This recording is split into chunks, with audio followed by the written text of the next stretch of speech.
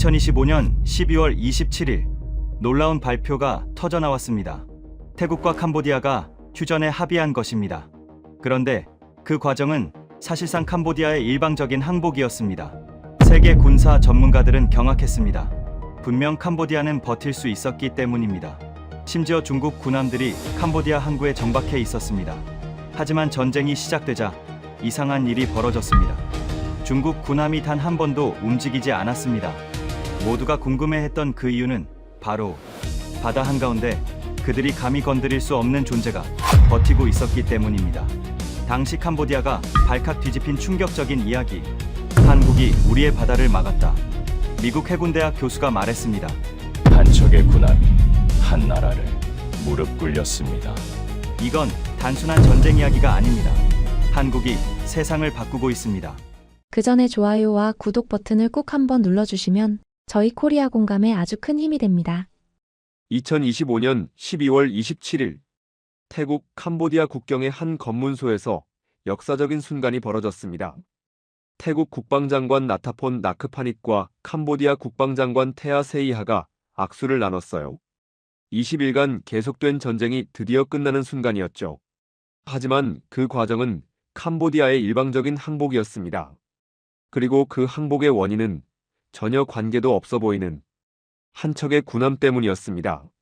저는 미국 해군대학교 해양전략학과 교수 제임스 콜린스입니다. 30년간 바다에서 벌어지는 전쟁을 연구해왔어요.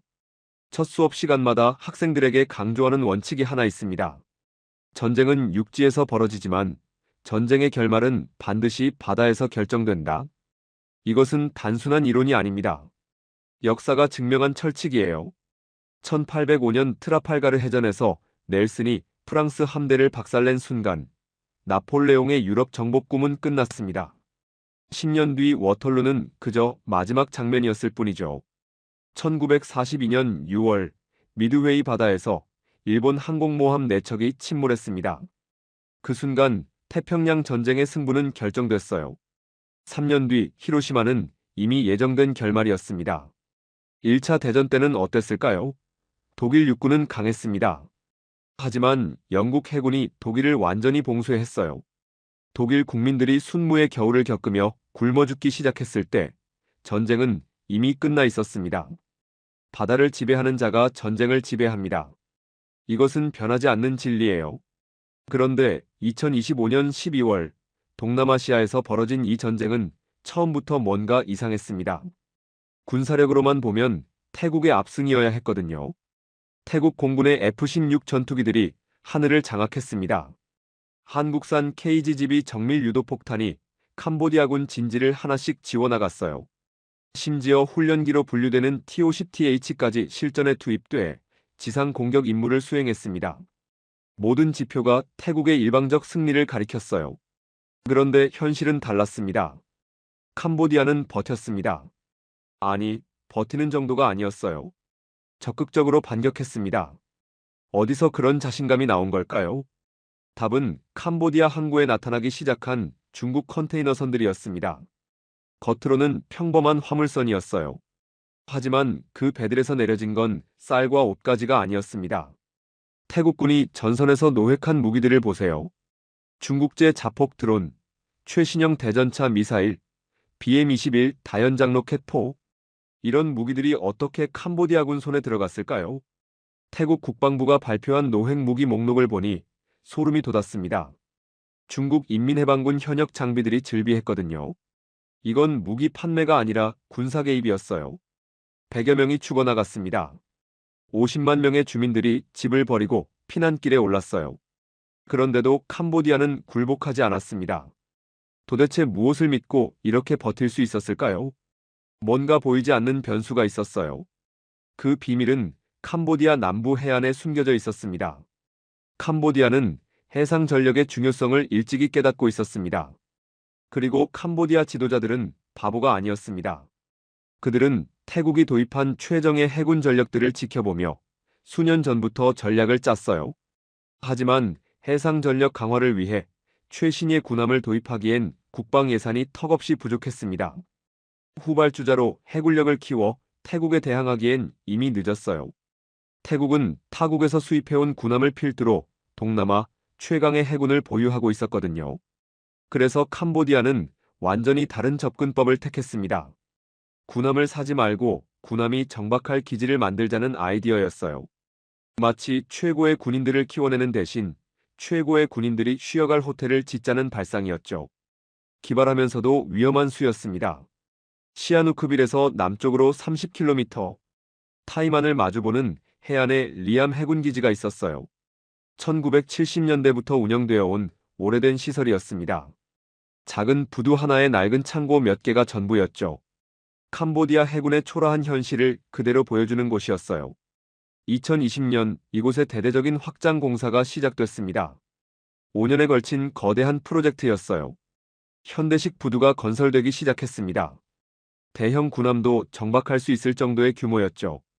탄약 저장고, 최신 방공시설, 합동훈련센터, 심지어 잠수함 정비시설까지 계획됐어요.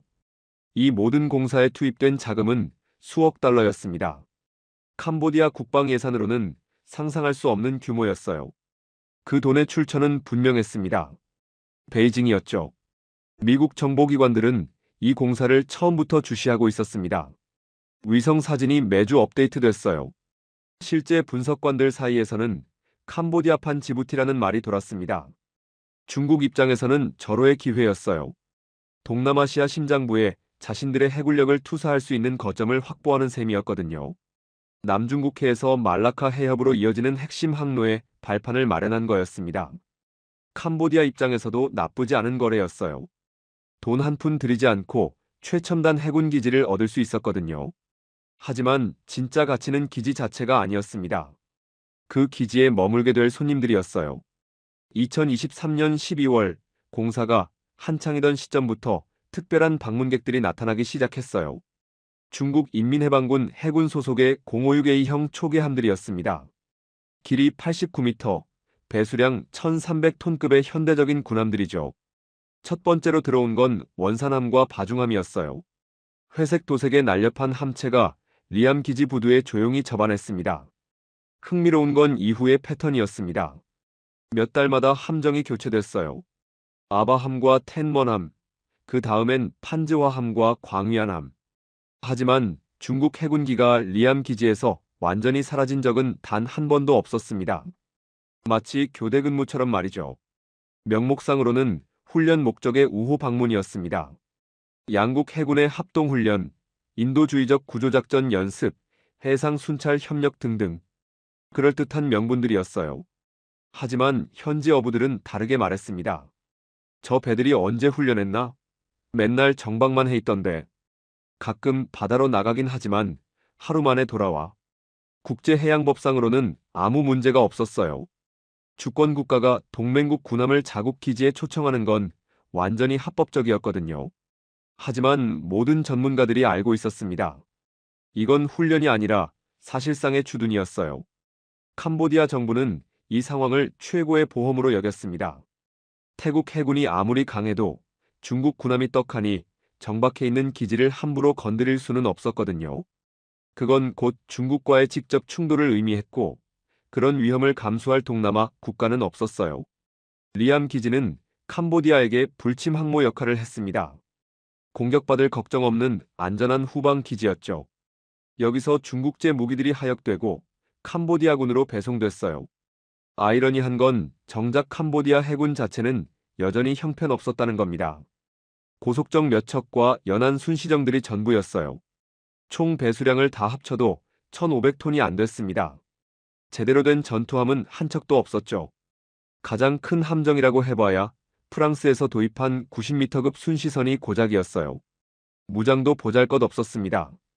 20mm 기관포 하나가 주무장이었거든요. 이런 배로는 태국 어선과 싸워도 질판이었죠. 반면 태국 해군은 완전히 달랐습니다. 나레수안급 호위함 2척을 비롯해 현대적인 함정들을 다수 보유하고 있었어요.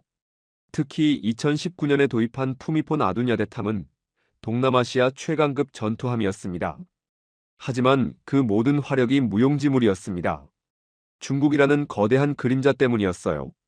태국이 리암 기지를 공격하는 순간 중국 군함들도 함께 공격받을 수밖에 없었거든요.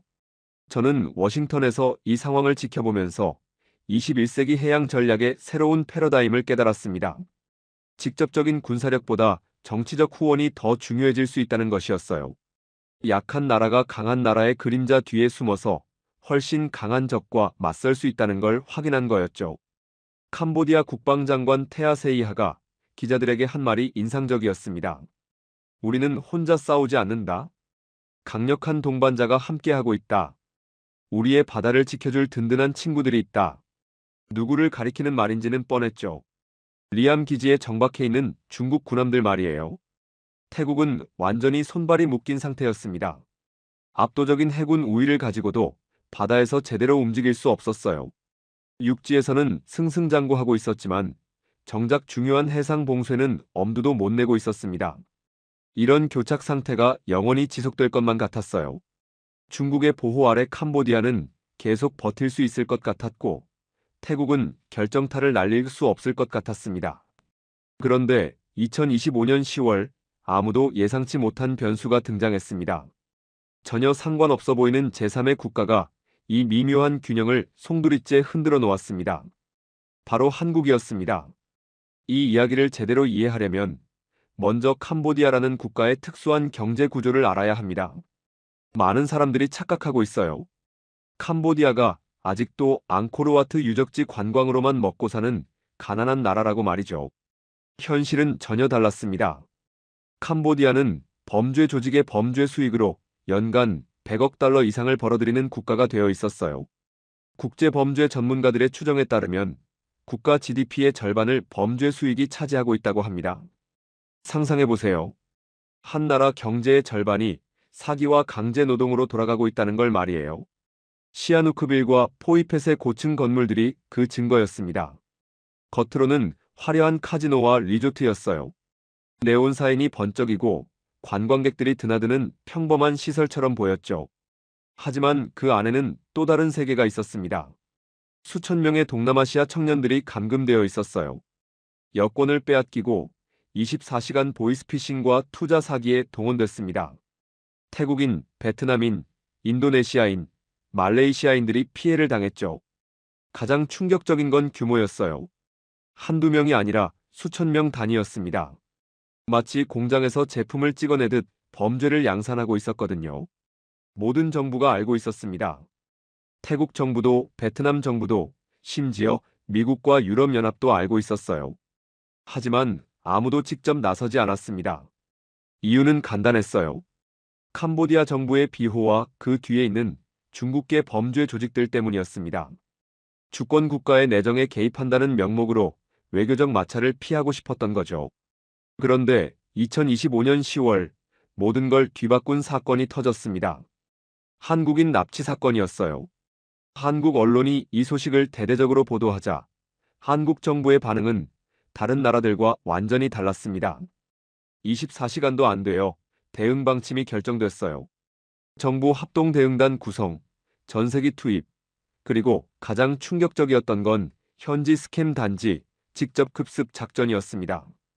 저는 워싱턴에서 이 소식을 접하면서 의외라고 생각했습니다. 솔직히 미국도 시도조차 하지 않았던 일이었거든요. 한국 경찰청 국제범죄수사대 정예요원들이 직접 캄보디아에 파견됐어요. 현지 경찰과 합동작전을 펼쳤습니다. 5개 스캠 단지를 동시에 급습했죠. 단 하루 만에 한국인 피해자 47명을 구출했습니다. 여기서 더 놀라운 일이 벌어졌어요. 한국 요원들이 태국인 피해자 23명도 함께 구출한 겁니다. 현장 지휘관이 같은 피해자인데 국적이 뭐가 중요하냐고 판단했다는 거였어요. 5년간 그 누구도 해내지 못한 일을 한국은 단 2달 만에 해냈습니다. 그런데 진짜 폭풍은 따로 있었어요. 바로 태국 사회의 반응이었습니다. 태국은 캄보디아 스캠 단지의 최대 피해국이었거든요. 5년간 구조된 태국인은 고작 340명이었습니다. 반면 여전히 800명이 넘는 태국 청년들이 그 지옥에서 빠져나오지 못하고 있었어요. 방콕 외곽에 사는 한 어머니의 이야기가 태국 뉴스에 나왔습니다. 아들이 2년 전 좋은 일자리가 있다는 말에 국경을 넘었다가 연락이 끊겼대요. 가끔 새벽에 걸려오는 전화. 울먹이는 목소리. 엄마, 나 여기서 못 나가. 그리고 뚝 끊기는 통화. 그 어머니는 매일 국경 검문소를 찾아갔습니다. 경찰서를 돌아다녔어요. 하지만 돌아오는 대답은 늘 같았죠. 캄보디아 영토 내 문제라 우리가 개입할 수 없습니다. 그런데 한국은 해냈어요. 캄보디아 쓰레기통에서 발견되는 수백 개의 태국 여권들, 국경지대에서 흔적도 없이 사라진 가족들의 이야기가 매일 뉴스에 나왔습니다. 태국 온라인 커뮤니티가 완전히 폭발했습니다. 한국은 자국민을 위해 경찰 정예 요원을 보냈는데 우리 정부는 5년간 뭐 했나? 340명 구출한 우리 대 70명 구출한 한국. 시간은 5년 대 2달. 더 분노스러운 건 정부의 태도였어요. 태국 외교부는 주권국가 내정에 개입할 수 없다는 원칙만 되풀이했습니다. 반면 한국은 그런 원칙을 과감히 넘어서서 실제 행동을 보여줬죠. 이런 국민들의 분노는 사실 예견되어 있었습니다. 당시 태국 정치 상황이 매우 불안정했거든요. 특히 더 분노를 부채질한 건 몇 달 전 터진 스캔들이었어요. 패통탄 전 총리의 훈센 녹취록 사건. 7월 국경 교전이 벌어졌을 때 패통탄 총리가 캄보디아의 실권자 훈센과 비밀 통화를 나눴다는 사실이 폭로됐습니다. 더 충격적인 건 통화 내용이었어요. 우리 장군들이 너무 성급하게 굴고 있다. 좀 진정시켜달라고 말했다는 거였죠. 태국 국민들은 경악했습니다. 자국 군사령관을 적국 지도자에게 험담한 총리가 어디 있느냐는 거였어요. 국회 앞에서 연일 시위가 벌어졌고 결국 8월에 헌법재판소를 통해 패통탄이 해임됐습니다. 아누틴 차니라군 신임 총리가 급하게 취임했어요. 하지만 12월 조기 총선을 앞둔 상황에서 그에게 주어진 시간은 몇 달뿐이었습니다. 국민들의 신뢰를 회복하려면 뭔가 강력한 액션이 필요했죠. 바로 그때 한국의 범죄 단지 구출 작전 소식이 터진 겁니다. 태국 국민들에게는 완벽한 비교 대상이 생긴 거였어요. 방콕 시내 곳곳에서 집회가 열렸습니다. 한국처럼 해라. 우리 청년들을 구하라. 시위대가 들고 다니는 플래카드에는 한국 구출작전 사진들이 붙어 있었어요. 아누틴 총리는 기자회견에서 이렇게 말했습니다. 태국 정부는 모든 수단을 동원해 우리 국민을 구출하겠다. 한국이 보여준 것처럼 적극적으로 행동하겠다. 국민들은 말이 아니라 행동을 원했어요. 특히 한국이 2달 만에 보여준 결과, 그런 걸 원했습니다. 거리는 행동하라. 결과를 보여달라. 는 구호로 가득했어요. 태국은 완전히 다른 나라가 되어 있었습니다. 5년간 묵인해왔던 정부의 소극적 자세에 대한 분노가 폭발한 거였죠.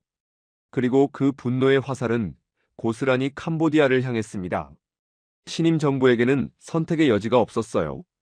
국민들이 원하는 건 명확했습니다. 한국처럼 결과로 증명하라는 거였죠. 그리고 신임 정부는 결단을 내렸어요. 중국의 그림자를 뚫고 캄보디아를 직접 압박하겠다는 결정이었습니다. 문제는 방법이었어요. 어떻게? 태국에는 한 가지 무기가 있었습니다. 6년간 한 번도 실전에 나서지 않았던, 하지만 동남아시아 전체를 통틀어 가장 강력한 무기, 푸미폰 아두냐뎃. 이 이름의 무게를 이해하려면 먼저 태국이라는 나라를 이해해야 합니다. 태국에서 국왕은 단순한 군주가 아니에요. 그들에게 국왕은 신에 가까운 존재입니다. 태국에서는 국왕뿐만 아니라 왕실 가족, 심지어 국왕의 초상화 앞에서도 누구든지 무릎을 꿇고 엎드리는 것이 절대적인 예법이에요. 영화관에서는 영화 시작 전 국왕 찬가가 흘러나오고 모든 관객이 일어나 경의를 표합니다. 길거리에 국왕 초상화에 손가락질을 했다가 외국인 관광객이 체포된 사례도 있어요. 불경죄는 최대 15년형을 받을 수 있습니다. 푸미폰 아두냐뎃 국왕, 라마 9세였죠. 1946년부터 2016년까지 70년간 재위한 군주였습니다. 태국 역사상 가장 오래 통치한 왕이자 태국인들이 가장 존경하는 인물이에요. 우리 미국인에게 조지 워싱턴이 있고 에이브러햄 링컨이 있고 헌법이 있습니다. 하지만 태국인들에게 푸미폰 국왕은 그 모든 것을 합친 것보다 더 큰 존재예요. 푸미폰은 땅의 힘, 아두냐뎃은 비교 불가의 힘을 의미합니다. 그리고 2013년 태국은 역사상 최대 규모의 국방 계약을 체결했어요. 동남아 바다에 존재하지 않는 최강의 군함을 도입하겠다는 결정이었습니다. 스페인, 이탈리아, 중국이 경쟁했어요. 한국이 이겼습니다. 3억 5천만 달러. 태국 역사상 전례 없는 금액이었어요. 한국 대우조선해양 옥포조선소에서 건조된 이 군함은 한국 해군의 대구급 호위함을 기반으로 개발됐습니다. 길이 124m, 너비 14m, 만재 배수량 3,700톤, 최고속도 30노트였어요. 축구장보다 조금 긴 크기의 군함이었습니다. 그런데 이 배에 실린 무기들이 정말 대단했어요.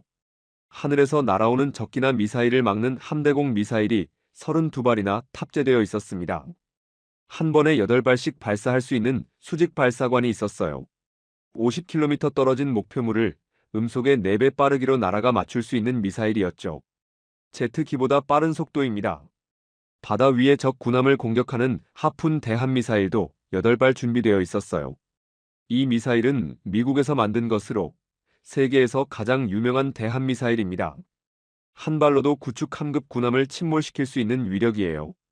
바닷속 잠수함을 잡는 대잠 로켓도 있었습니다. 22km 떨어진 잠수함까지 공격할 수 있었어요. 그런데 가장 중요한 건 레이더였습니다. 시지라페라고 불리는 이 레이더는 350km까지 볼 수 있었어요.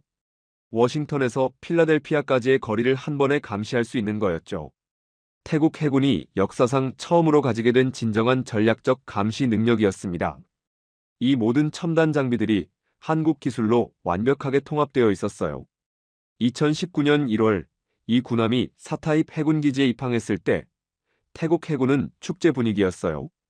그리고 그 배에는 특별한 이름이 붙어 있었습니다. HTMS 푸미폰 아둔야댓. 절대 침몰할 수 없는 이름. 태국을 하나로 묶는 이름. 그들의 영원한 국왕이자 신의 이름이었죠. 이 군함은 현재 태국군을 넘어 동남아시아 전체를 통틀어 가장 현대적이고 강력한 단일 전투 시스템입니다. 한국이 만든 이 군함에 대해 태국 해군 제독 나롱삭 차이스리 순폰이 한 말이 인상적이었어요. 우리는 이제 진짜 해군이 되었다. 푸미폰 아둔야댓함과 함께라면 그 어떤 적도 두렵지 않다. 하지만 이 군함에는 한 가지 아이러니가 있었어요. 6년간 단 한 번도 실전에 나선 적이 없었습니다. 취역 후 순찰, 훈련, 친선 방문, 평화로운 임무만 수행했죠. 동남아시아 최강의 전투 시스템이 창고에 모셔진 보물처럼 조용히 정박해 있었어요. 2025년 12월까지는요. 12월 9일 새벽 4시였습니다. 사타입 해군 기지의 어둠 속에서 저주파 엔진음이 울려 퍼졌어요. 푸미폰 아둔야댓이 드디어 움직이기 시작한 겁니다. 기함으로 출항하는 푸미폰 아둔야댓과 함께 태국 해군의 핵심 전력들이 총출동했습니다. 나레수안급 호위함 2척, 초계함 4척, 고속정 8척. 태국 해군 제1프리깃 함대의 모든 화력이 바다로 나갔어요. 이런 대규모 출동은 태국 해군 역사상 처음이었어요. 평시에도 이 정도 전력을 한 번에 투입하는 경우는 없었거든요. 하지만 이번은 달랐습니다. 국민들의 눈이 쏠려 있었고 정부는 결과를 보여줘야 했어요. 함대는 타이만으로 향했습니다. 임무는 명확했어요. 해상 봉쇄 및 공급로 차단 작전. 타이만에서 캄보디아로 향하는 모든 선박을 감시하고 차단하라는 명령이었습니다. 푸미폰 아둔야댓함이 타이만 중앙해역, 정확히는 북위 11도 30분, 동경 103도 지점에 자리를 잡았어요.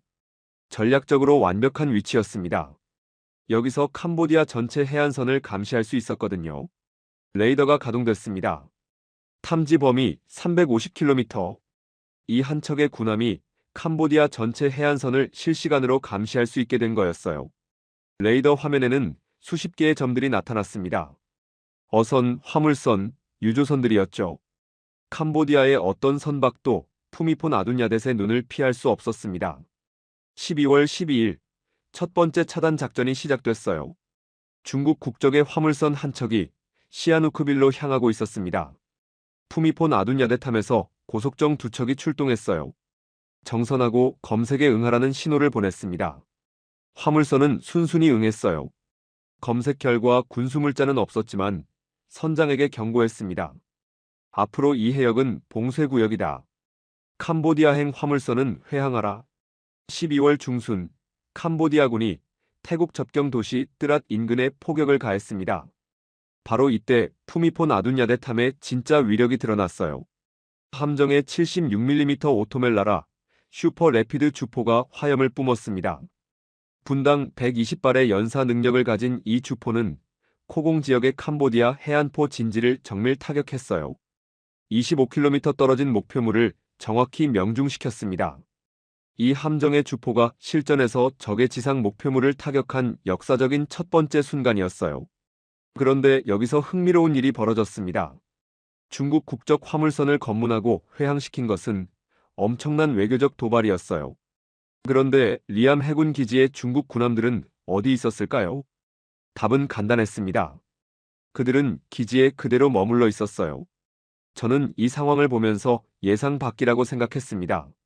자국 상선이 외국 해군에 의해 강제 회항당했는데 바로 30km 떨어진 곳에 있는 자국 해군이 아무런 반응을 보이지 않다니요. 이건 단순한 군사적 계산을 넘어선 문제였어요. 2025년 12월의 국제 정세가 완전히 바뀌어 있었던 겁니다. 한국의 범죄 단지 구출 작전 이후 캄보디아는 국제사회에서 완전히 고립되어 있었습니다. 유엔에서는 캄보디아 인신매매 문제를 다룬 긴급회의가 열렸어요. 유럽연합은 경제 제재를 검토하고 있었고 미국은 범죄 조직의 가상화폐를 압류하며 경고하기 시작했습니다. 다만 전통적인 캄보디아의 양대 원조국가 중국과 일본만이 조용히 있을 뿐이었어요. 이런 상황에서 중국이 나서서 캄보디아를 적극 지원한다면 중국 자신도 국제사회의 지탄을 받게 될 상황이었어요.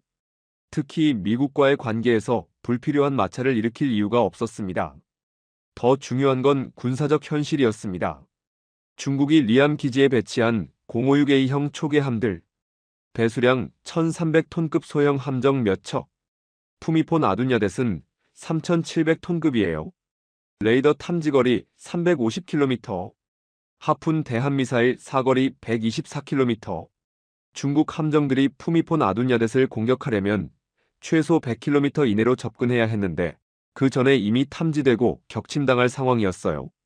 숫자로만 보면 몇 척 대 한 척. 하지만 현대해전에서 지른 양을 압도합니다. 한국이 만든 한 척의 군함이 중국 해군의 개입을 무력화시킨 셈이었어요. 푸미폰 아둔야댓은 마치 모든 걸 내려다보는 거인 같았습니다. 태국의 작은 함정들을 뒤에서 보호하면서 캄보디아가 감히 바다에서 반격할 엄두도 내지 못하게 만드는 절대적 존재였어요. 캄보디아가 믿었던 히든카드, 중국이라는 거대한 방패. 그 방패는 실제로 들어올려지지 않았습니다. 그림자는 그림자일 뿐이었어요. 그리고 진짜 공포는 이제 막 시작되려 하고 있었습니다. 거대한 군함이 해안을 봉쇄하자 캄보디아에서는 즉각적인 반응이 나타났어요. 많은 사람들이 캄보디아를 내륙 국가로 착각하지만 실제로는 440km의 해안선을 가진 해양국가입니다. 하지만 문제는 실질적인 상업 항구가 시아누크빌 단 하나뿐이라는 거였어요. 캄보디아 경제의 모든 숨통이 이 작은 항구에 달려 있었습니다. 가장 치명적인 건 연료 문제였어요. 캄보디아에는 단 하나의 정유시설도 없었습니다. 국가 전체가 사용하는 모든 석유 제품을 100% 수입에 의존하고 있었거든요. 휘발유, 경유, 항공유, 심지어 난방용 등유까지 모든 게 시아누크빌 항구를 통해서만 들어올 수 있었어요. 산업용 기계류도 마찬가지였습니다. 공장 가동에 필수적인 부품들, 발전소 운영에 필요한 설비들이 모두 이 항구를 거쳤어요. 캄보디아의 제조업은 수입 부품 없이는 단 하루도 버틸 수 없는 구조였습니다. 더 심각한 건 군수 물자였어요. 중국에서 오는 무기와 탄약이 모두 시아누크빌 항구를 거쳤습니다. 최신형 미사일 시스템도, 자폭 드론도, 다연장 로켓 포용 탄약도 모두 이곳을 통해서만 들어올 수 있었거든요.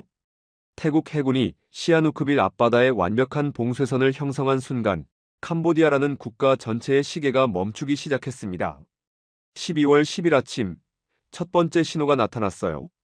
시아누크빌로 향하던 화물선들이 일제히 항로를 변경하기 시작한 겁니다. 타이만에 접근하는 것 자체가 위험해졌거든요. 국제해운업계는 즉각 반응했습니다. 캄보디아행 화물에 대한 선박 보험료가 하루 만에 500% 급등했어요. 전쟁 위험 할증료가 적용된 거였습니다. 어떤 선사도 그런 위험을 감수하려 하지 않았어요. 12월 11일 캄보디아 정부가 긴급 성명을 발표했습니다. 태국의 불법적인 해상 봉쇄는 국제법 위반이다. 즉각 철회하라. 훈센 총리는 국제사회의 개입을 호소했죠. 하지만 아무도 듣지 않았어요. 유엔 안보리는 침묵했고 아세안도 중재에 나서지 않았습니다. 이미 캄보디아는 스캠 단지 문제로 국제사회에서 완전히 고립된 상태였거든요. 12월 12일 오전 프놈펜 곳곳의 주유소에서 이상 현상이 나타나기 시작했습니다. 휘발유 가격이 급등한 거예요. 하루 만에 리터당 가격이 30% 올랐습니다. 소식을 들은 시민들이 주유소 앞에 줄을 서기 시작했어요. 공황 상태였습니다. 사람들이 연료통을 들고 나와 기름을 사재기하기 시작했거든요. 주유소마다 1인당 20리터 한정이라는 안내문이 붙었지만 소용없었어요. 12월 13일 캄보디아 육군 지휘부에 긴급 보고서가 올라갔습니다. 현재 연료 비축량으로 전면전 지속 가능 기간은 극도로 제한적. 현지 정보원들의 추산은 충격적이었습니다. 최대한 아껴 써도 2주에서 3주가 고작이었어요.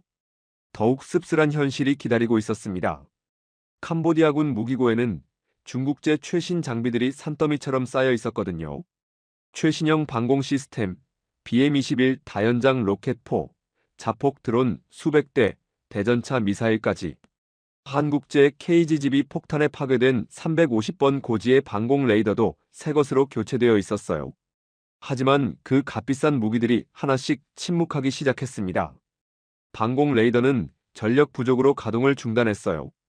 BM-21 로켓포는 연료 없이는 발사 위치로 이동조차 불가능했습니다. 자폭 드론들은 충전소 발전기가 멈춰서면서 배터리가 바닥났어요. 중국이 공들여 보내준 무기들이 순식간에 고철 덩어리로 전락한 겁니다. 그때부터 캄보디아 전체가 서서히 멈춰서기 시작했어요. 군부터 마비됐습니다. 헬리콥터 출동 횟수가 급격히 줄었어요. 연료 절약 때문이었죠. 육군 기갑부대는 아예 훈련을 포기했습니다. 중국제 장갑차들이 기지에 박혀서 움직이지 못했거든요. 프놈펜 외곽의 한 군부대에서는 장교가 민간 주유소 줄에 서 있는 모습이 목격됐습니다. 군용 연료통을 들고요. 민간 부문은 더욱 참혹했어요. 시아누크빌 항구에서 2,000명의 하역 노동자들이 거리로 쏟아져 나왔습니다. 들어오는 배가 없으니 일거리도 사라진 거였어요. 빈 항구에는 갈매기들만 날아다녔습니다. 프놈펜 시내는 아수라장이 됐어요. 시내의 툭툭과 택시들이 하나둘 운행을 중단했습니다. 기름값이 치솟아서 운행을 포기했거든요. 전력 공급마저 흔들리기 시작했습니다. 화력발전 소형 중유 재고가 바닥을 드러내면서 순환 정전이 시작된 거예요. 에어컨이 꺼진 정부 청사에서 공무원들이 부채질을 하며 일하는 모습이 목격됐습니다. 캄보디아 정부 내부에도 균열이 생겼어요. 부총리 소 컴이 비공개 강요 회의에서 터뜨린 폭탄 발언은 충격적이었습니다. 이대로 가면 나라 자체가 멈춰버린다. 현실을 직시해야 한다. 경제부의 긴급 분석 보고서는 더욱 절망적이었어요. 해상 봉쇄가 지속되면 일주일 내에 국가 경제가 완전히 마비될 것이라는 결론이었습니다. 마침내 캄보디아가 백기를 들었습니다. 외교부가 비밀 채널로 태국에 보낸 메시지는 단 한 줄이었어요. 휴전 협상 의사가 있다. 12월 23일부터 26일까지 3일간의 하급 군사회담. 12월 27일 정오 태국 캄보디아 국경의 한 검문소에서 양국 국방장관이 악수를 나눴습니다. 휴전 협정 서명. 즉각적인 휴전, 군사 이동 중단, 영공 침범 금지, 포로 18명, 72시간 내 송환, 스캠 단지 공동 대응, 아세안 옵서버팀 감시. 20일간의 전쟁이 끝났어요. 일방적인 양보는 캄보디아의 몫이었습니다. 군함 단 한 척이 한 나라를 무릎 꿇렸습니다. 사실 전 세계 해군 전문가들이 이 전쟁에서 주목한 건 승부의 결과가 아니었어요. 완전히 예상을 뒤엎은 과정이었습니다. 워싱턴의 펜타곤에서, 런던의 화이트홀에서, 베이징의 중난하이에서 모두가 같은 충격을 받고 있었어요. 이런 일이 어떻게 가능했을까? 저 역시 30년간 해양 전략을 연구해온 사람으로서 당황했습니다. 모든 군사 이론이 예측한 시나리오와 정반대의 결과였거든요. 이론적으로는 캄보디아가 훨씬 더 오래 버틸 수 있어야 했어요.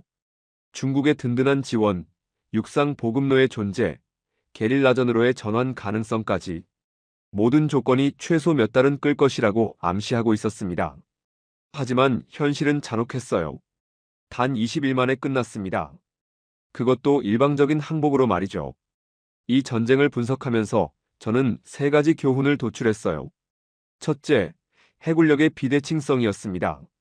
푸미폰 아둔야댓 한 척의 위력이 예상을 초월했거든요. 3,700톤 배수량에 ESSM 32발, 하푼 8발, 350km 탐지거리의 C7라 레이더. 이 한 척이 캄보디아 해군 전체를 완전히 무력화시켰어요. 현대 해전에서는 질이 양을 압도합니다. 아무리 많은 소형 함정이 있어도 첨단 호위함 한 척을 당해낼 수 없어요. 기술 격차가 물량의 차이를 무의미하게 만든 겁니다. 둘째, 그림자 억지력의 허상이었어요. 캄보디아는 중국이라는 거대한 우산을 믿었습니다. 하지만 정작 비가 내리기 시작하자 그 우산은 펼쳐지지 않았어요. 억지력이 작동하려면 실제로 사용될 의지가 반드시 있어야 하거든요. 중국은 캄보디아를 위해 자국의 이익을 희생할 준비가 되어 있지 않았습니다. 형제는 형제를 구하러 오지 않았어요. 그런데 셋째가 가장 모두를 놀라게 한 지점이었어요. 바로 한국 해양방산의 숨겨진 실력이었습니다. 솔직히 한국하면 대부분 민간 선박 제조에 뛰어난 나라로 생각합니다. 유조선, 컨테이너선, LNG 운반선, 세계 1위의 조선 강국이라는 건 모두가 인정하는 사실이에요. 하지만 군함은 별개 문제라고 여겨졌거든요. 군함 건조는 민간 선박과는 완전히 다른 영역이니까요. 복잡한 무기체계, 전자전 장비, 생존성 설계까지 단순히 조선 기술만으로는 해결할 수 없는 분야였어요. 그런데 실제 해전에서 한국제 군함의 실전 성능을 목격하는 순간 모든 의구심이 사라졌습니다. 제가 조사해보니 흥미로운 사실들이 나왔어요. 많은 사람들이 몰랐던 사실이지만 한국제 군함을 채택하는 국가는 생각보다 훨씬 많았어요. 제가 조사해보니 놀라운 결과가 나왔거든요. 가장 흥미로운 건 한국의 퇴역함을 주력함으로 사용하는 국가들이었습니다. 베트남이 대표적인 사례입니다. 한국 해군의 퇴역함인 김천함과 여수함을 넘겨받아 HQ-18, HQ-20으로 개명하고 자국 해군의 주력함으로 운용하고 있었거든요. 이건 단순한 무기 거래가 아니었습니다. 한국 해군이 수십 년간 사용하던 함정을 베트남이 자국의 가장 중요한 전력으로 받아들인 거예요. 성능과 신뢰성을 확신하지 않으면 불가능한 결정이었죠. 필리핀은 더욱 적극적이었습니다. 포항급 초계함, 참수리급 고속정, 호세리잘급 호위함까지 다양한 한국제 함정들을 운용하고 있었어요. 그리고 2025년 12월 26일 휴전협정. 바로 하루 전에 5억 7천만 달러 규모의 호위함 2척을 추가 주문했습니다. 타이밍이 우연일 리 없었죠. 더 놀라운 건 전혀 관계없어 보이는 국가들도 한국 군함을 선택하고 있었다는 사실이었어요. 방글라데시는 한국에서 호위함을 도입했습니다. 남아시아 국가가 한국 군함 기술을 신뢰한 거예요.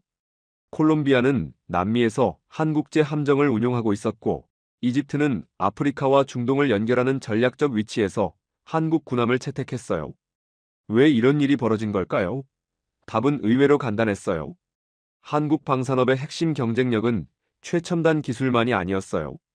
약속을 지킨다는 것이었습니다. 필리핀에 FA-50 전투기를 판매했을 때가 좋은 예였습니다. 한국은 필리핀 측 요청에 따라 직접 페리 비행까지 해가며 납기일을 정확히 맞췄거든요. 완벽에 가까운 납기일 준수. 이것이 한국 방산업의 가장 큰 무기였어요. 다른 나라들은 어땠을까요? 프랑스는 계약 후 10년이 지나도 인도하지 못하는 경우가 있었어요. 독일은 기술적 문제로 납기를 수년씩 미루기 일쑤였습니다. 러시아는 정치적 이유로 계약을 일방적으로 취소하는 경우도 있었죠. 하지만 한국은 달랐습니다. 약속한 날짜에 약속한 성능으로 약속한 가격에 정확히 인도했어요. 이 신뢰성이야말로 한국 군함이 전 세계로 퍼져나간 진짜 이유였습니다. 그런데 이번에 한 가지가 더 추가됐어요. 실전 검증이라는 도장이 찍힌 겁니다. 앞으로 동남아시아, 중동, 남미의 해군 참모들이 새 군함을 도입할 때 이렇게 말할 거예요. 한국 군함? 아, 그 배 말이지. 괜찮더라. 그게 이 전쟁이 남긴 유산 중 하나입니다. 그런데 이 모든 걸 지켜보면서 저는 우리 미국의 상황이 자꾸 떠올랐어요. 이번 사례를 분석하면서 저는 한 가지 불편한 진실과 마주해야 했습니다. 미국의 조선업은 쇠퇴하고 있어요. 우리는 여전히 세계 최강의 해군을 보유하고 있습니다. 항공모함 11척, 이지스함 수십 척, 핵잠수함 함대까지. 종이 위의 숫자만 보면 압도적이죠. 하지만 현실은 다릅니다. 이 전력을 유지하는 데 필요한 조선소와 도크가 턱없이 부족해요. 2차 대전 때 우리는 4년 만에 군함 6,000척을 찍어냈습니다. 지금은 구축함 한 척 건조하는데 7년이 걸려요. 숙련공들은 은퇴하고 있고 젊은 인력은 실리콘밸리로 갑니다. 함정 정비 대기 시간은 점점 길어지고 있어요. 냉정하게 말해서 우리는 가진 것을 제대로 관리하지 못하고 있습니다. 이런 상황에서 태평양 건너편을 바라보면 씁쓸해져요. 한국은 세계 조선업의 40%를 점유하고 있습니다. 거제도와 울산의 조선소들은 24시간 가동돼요. 숙련된 용접공과 엔지니어들이 넘쳐나죠. 그리고 이번 전쟁에서 그들이 만든 군함이 실전에서 제대로 작동한다는 게 증명됐습니다. 그래서 2026년 미 해군은 결정을 내렸어요. 한국의 함정 유지보수 정비 거점을 만들기로요. 일부에서는 비판합니다. 미국 군함을 외국에서 정비한다고?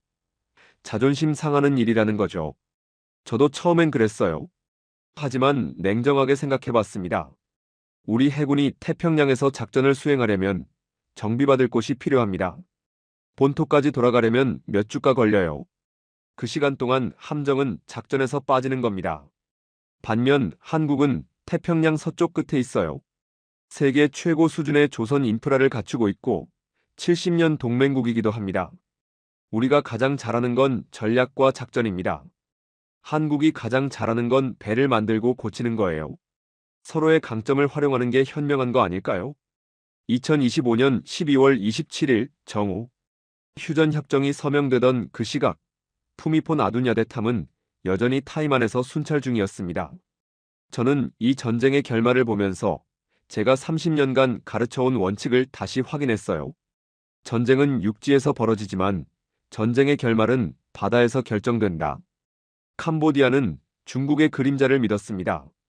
하지만 그림자는 실체가 아니었어요. 진짜 힘은 타이만 한가운데 떠있던 3,700톤짜리 회색 군함이었습니다. 땅의 힘과 비교 불가의 힘. 푸미폰 아둔야데시라는 이름의 의미였죠. 그 군함을 만든 건 한국이었습니다. 저는 한국 방산업의 미래가 밝다고 생각해요. 하지만 그건 한국이 특별해서가 아닙니다. 그들이 기본에 충실하기 때문이에요. 약속한 시간에, 약속한 품질로, 약속한 가격에 납품하는 것. 당연한 일 같지만 방산업계에서 이걸 지키는 나라는 생각보다 드뭅니다. 저는 미국인입니다. 미국 해군의 우위를 누구보다 바라는 사람이에요. 하지만 동시에 현실주의자이기도 합니다. 21세기 해양 질서는 미국 혼자 지킬 수 없어요. 동맹이 필요합니다. 그리고 그 동맹 중에서 한국만큼 조선 능력이 뛰어난 나라는 없습니다. 우리가 설계하고 한국이 건조하고 함께 운용한다. 나쁘지 않은 분업이에요. 평소 제가 학생들에게 자주 하는 말이 있습니다. 전쟁의 결말은 바다에서 결정된다. 그리고 바다의 결말은 조선소에서 결정된다. 한국은 이걸 알고 있었어요. 2025년 12월의 타이만은 그 증거였습니다.